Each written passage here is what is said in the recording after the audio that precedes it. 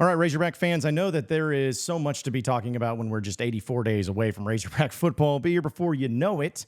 Hunter Henry days away, which if you haven't followed us on social media at Natty State Sports, we've been tweeting out, posting on Instagram, all that of our countdown to the kickoff with some highlights, which have been really fun, but also gives you some ideas of the golden days. But either way, football will be here before you know it. I mean, SEC Media Days is in mid-July, and I thought it was really fascinating to see a particular stat from Pro Football Focus. Now, Arkansas in the offense and Bobby Petrino is really what has been the focus of all of this, and rightfully so. I mean, that's what's bringing in a lot of the pomp and excitement if you're ever trying to find anything, because who would have guessed Bobby Petrino would return as head coach? And the fact that you were able to return all the wide receivers, which I don't care what anybody says, that is a good thing. You have a great, up-and-coming, big-time tight end in Luke Hasz. Ty Washington ain't too bad either. The offensive line's improved, and you got a quarterback in Taylon Green that seems prime and fit for a Bobby Petrino-type system. But almost to a fault, and this is something that's even on me, the defense has not been talked about. Not much at all. And if it ever has been talked about, it's been, oh, well, they don't have any of the linebackers from last year. It's a problem. We don't know what it's going to look like. And it's almost a little bit, I'll take blame for it. Defense is important. The last time I checked, it's always been a very important thing when it comes to being successful in college football. But Pro Football Focus, they put out a bunch of grades and, they put out some things. And they had this post, which I thought was extremely fascinating, talking about the highest graded returning defensive lineman in the country. Right here. Or I should say edge rushers, not defensive linemen. It's very got to be specific. Right there at the top,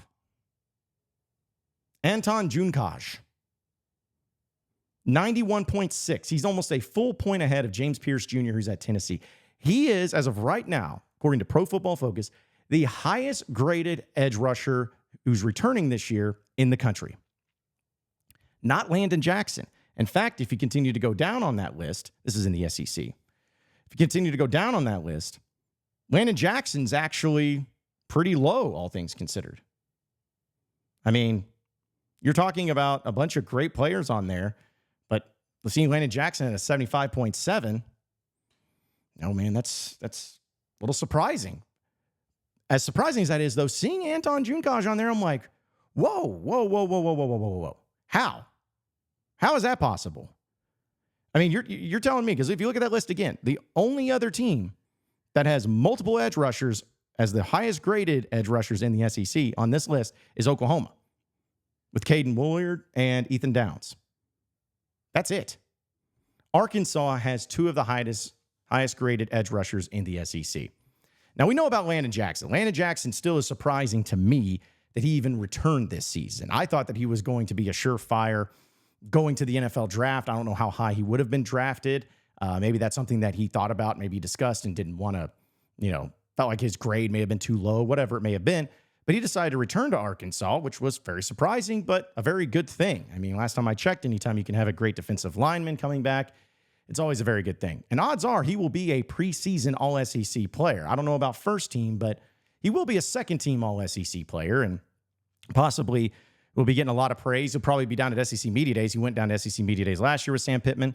So I would assume that he's probably going to be doing it once again. And it's crazy because he's a transfer out of LSU.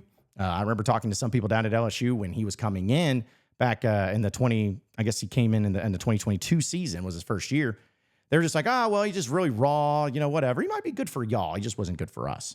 So I'm sure that there's going to be a lot of motivation for Landon Jackson. I think he's going to be great. But for those of you who are looking at that name and you're like, who in the crap is Anton Junkaj? Like, I have never even heard of that person. In fact, I sent it to a couple of friends of mine, and they're like, I haven't even heard of that person before. Who is he? Well, let's find out, shall we? Okay, he's a transfer from Albany.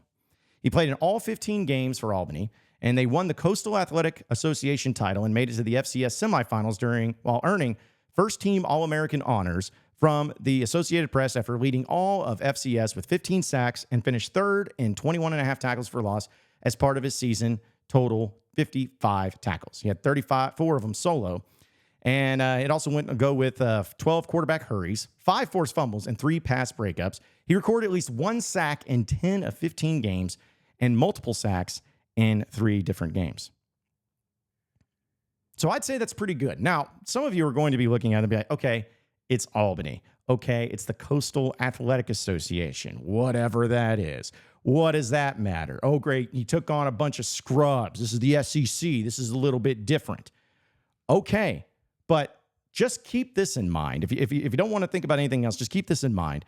First off, there's a lot of players that end up being really great from small schools. If you need to check out that, just go and look at the NFL and see some great players, iconic players, legendary players, all-star players, Pro Bowl players, whatever. A lot of them come from very small schools. I know that the bigger schools will have a lot more players maybe on rosters and everything, but some really great players came from very small schools. So that's first. But if you want to have another correlation, or at least an example of what that can mean, do you guys remember John Ridgway? Played at Arkansas back in 2021? I do. He was a guy that came from a very, very small school in Illinois. Nobody really thought about when he came in. I mean, they were being told by scouts and everybody that he's a really good pickup and a good player, but it's like, okay, yeah, he played at, these FCS or D1, D2, D3, whatever it was. Yeah, he didn't play. What? It didn't matter because the guy was a monster. In fact, on that year when the defensive line, they were having to run 3-4 because they had no depth at the defensive line position, which ended up costing them in some games. Ridgway was really the biggest factor of them all, and he was a monster. That's why he's played in the NFL. And he came and transferred in for his final year from a small school where he dominated. Anton Junkaj has done the same thing. He's 6'3", 275 pounds. This is his final year. He is from Port Jervis, New York, and he did go to Minnesink High School while also playing at Albany. So yes, he came from a very small school, but he also has been highly graded and highly regarded. It's a big pickup for Arkansas. And so I know that Anton Junkaj is somebody that they're excited about producing and excited about getting him on the field.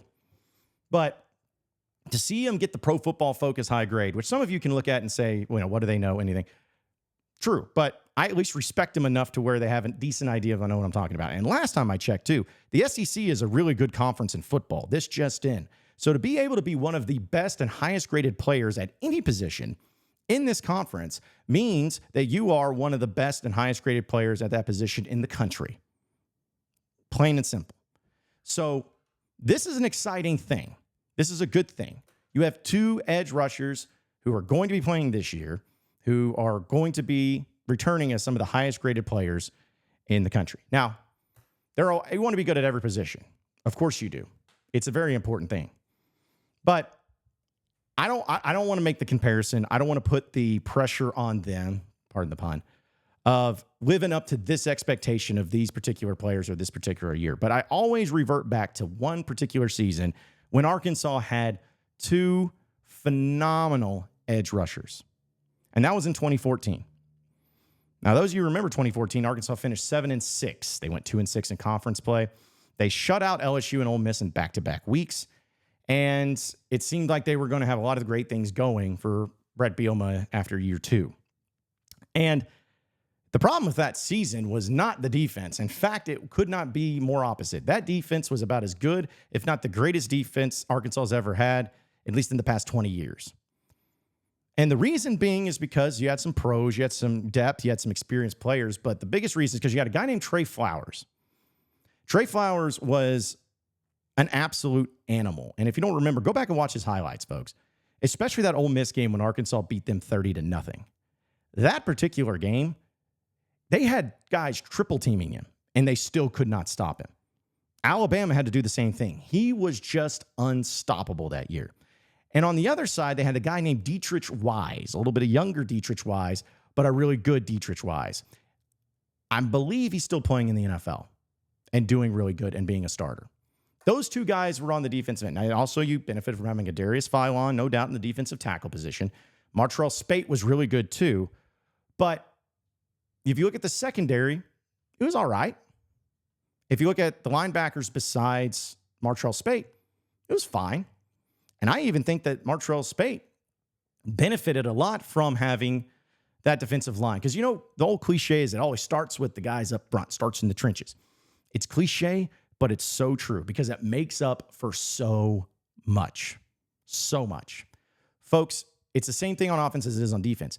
If you have an elite defensive line, a next level defensive line, a defensive line that everybody you go up against, you're going to be a handful, and you at least have at least one player that has to be double teamed because of how good he is, that's going to win you games. Because when you have that great defensive line, you're going to change the offensive game plan that the other team is having. If you have edge rushers that is getting to the quarterback consistently, they're going to have to get rid of the ball quick. They're going to have to make decisions quick. Some quarterbacks are really good at that. Some quarterbacks may be good at improvising. Other ones are going to make mistakes because they go through a rush. They end up, hurrying it up and throwing a pick, causing it to hold on to the ball too long where they either get sacked, maybe a strip fumble, whatever. All of that ends up impacting the offensive strategy and the game plan and the play itself over time. And then if the game goes on, if they're still having problems with that, then they have to make adjustments. There is nothing better in football from a strength perspective to be able to have a side of the football that makes the other side and the other team change what they do best. Because what they do best ain't working. So we have to adjust. And that's kind of what that could be the case for Arkansas this year when you have two edge rushers that are this good. Now, Anton Junkosh, we didn't see a whole lot of him during the spring. And who knows, in fall camp, will he be somebody that starts? Is he going to be somebody that comes in late? Is it going to take him a little bit to get going and try to figure some things out? Maybe so. But there's no doubt that the potential is there. And with somebody like Pro Football Focus, who's put this list together, they think so highly of him and their formulas and their research. Last time I checked, they don't have a bias towards Arkansas football. But to be able to have a guy at that high of a peak in the SEC at the edge rusher position, that is a game changer. And if he can just live up to most of that hype and live up to most of that grading, and Landon Jackson can do his thing once again, folks, there's no reason why Arkansas can't be an improved or at least just as good as they were last year defense. Now, we're going to see what the linebackers have to do. That's big. I think the secondary will be fine. You're returning some key pieces from last year. I know that Snacks Johnson hinted into the transfer portal, but I think Nico Slaughter from Tennessee, he took his position, and I think that there's a reason why. So I think the defensive backs are going to be solid, or at least just as good as they were last year. And I think the D-line, honestly, they got to get the depth there and see how the guys inside, because I know they got guys like Cam Ball coming back who's big. It's amazing some of the other players that are still around. But if they can get this out of these two edge rushers, the Arkansas defense is going to be really good. It's going to be in really, really, really good shape. And we'll talk about some of the other aspects of that defense and one of the other reasons why I think it'll be really good here in just a second. But folks, I got to tell you about our friends over at BroThrow, BroThrow.com/Natty. We know that the NBA Finals starting up tonight, right? It's the Celtics, which I'm happy about, and the Mavericks. And if you go to BroThrow.com/Natty, you can get the betting on it right now, going up against your friends in a different community where the Celtics are favored by 6.5 points, according to BroThrow. Now, for those of you who may still be like, okay, well, what is BroThrow? Folks, it's so much fun to do because you save money on all the juice savings because BroThrow.com, they don't do any of that. They don't take any of that. You go into a game and you see a matchup and you're going up against a guy named Matt. You see Matt, Matt's betting $25 tonight, 6.5 for the Mavericks to cover. And you're like, well, man, I think the Celtics are going to blow them out. So what you do is you go in and you bet $25 for minus 6.5 for the Celtics, and you go head-to-head against Matt. And when you go head-to-head against Matt, when the game transpires, guess what? Sends you a notification saying, hey, you won. The Celtics blew out the Mavericks, and you win $25 from Matt. So Matt has to pay you in a very easy way using Venmo or Cash App by settling up, and it sends it right to your account on Venmo or Cash App. It's simple. It's that easy. It's a great web app that you need to check out today. It makes it so much fun, especially when you're betting against real people, and you can join the Natty State sports community that's ever growing. You can bet against each other here in the Natty State sports community. So check it out today at BroThrow.com/Natty. That's BroThrow.com/Natty. You can use code Natty. It's free to sign up. You must be 21 years or older, and there's no VIG, pays even money. It's all because of BroThrow.com/Natty, official partner of Natty State Sports. Okay, so the defense we continue to talk about. And I was somebody that was skeptical during the spring practices of watching the defense because I guess the focus was so much on Petrino and the offense. And anything that's new, there's always going to be energy. There's always going to be attention being paid to it. And when you add somebody like Petrino, that settles it for as it is. But then you have a new quarterback in Taylor Green. Because if you think about this, folks, this is the first time that Arkansas has had a new quarterback that we've actually been able to watch in practice since the Chad Morris era. Because when Felipe Franks was here in 2020, there was no open practice. There wasn't even spring practice. So, we didn't get to watch that. And every other year it's been KJ. So this is the first time truly since 2019 that us in the media and everybody have been able to watch a practice that didn't have KJ Jefferson as the starting quarterback.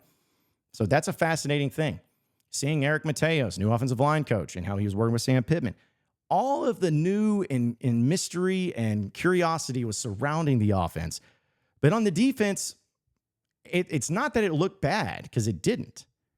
But it was almost like people felt if the Arkansas football team is going to be successful, it's going to be based simply on the Razorback offense. And I think there's some truth to that. But it is unfortunate for Arkansas that the past two seasons, in 2022 and 2023, 2022 was better than 2023, only slightly. But it's a shame that both of those seasons were defined and should have been so much better. But you had one side of the ball that failed. And that's what's frustrating. In 2022, you had an offense that was scoring around 5 touchdowns a game on average. You were averaging close to around 35 points a game. You had KJ Jefferson, who was killing it with the stats. Rocket Sanders, who rushed for 1,400 yards. The offense was as good as anybody. But you had a defense that was dead last in the country when it came to pass coverage, and you could not stop a nosebleed. That's why you went 7-6. And then last year, your defense improved dramatically. It wasn't the best in the country, but it was a dramatic improvement. You did a great job against other teams. Teams like Bama, teams like Ole Miss, teams like LSU. You did your job. You did enough. Shoot, even against Mississippi State, I hate to bring it up, you held them to 1 touchdown at home. And I don't care who you are, folks. If you hold any team to 1 touchdown, you win that game. The defense was not the problem last year. It was the offense. That's what was so frustrating and so weird about the past 2 seasons, is that you literally was like this, and then you can't go like this. You need to get to this. You need to be able to just have both sides of the ball on the same page where they help each other out. I'm not expecting the offense or the defense to be top 3 in the SEC. That'd be nice, but I'm not going to predict it. I'm not going to expect it.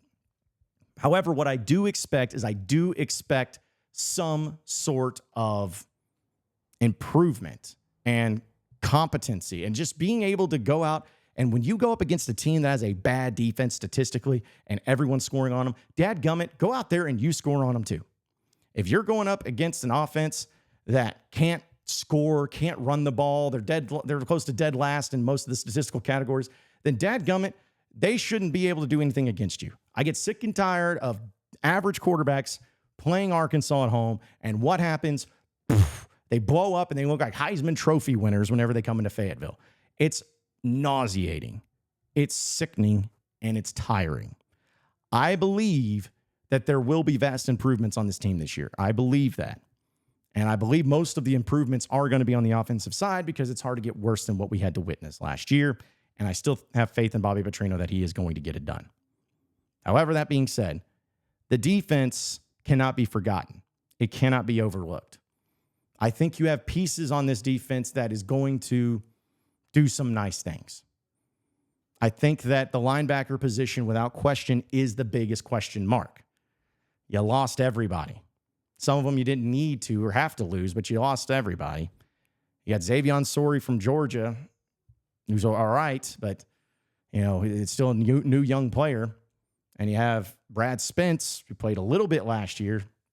He looks the part, but that's about it. Not much else in the depth side of things, too. So you're going to have to make sure that you do just enough defensively to keep your team in the game. Offense is going to score. I think that's not going to be a question. I think Arkansas offense is going to score.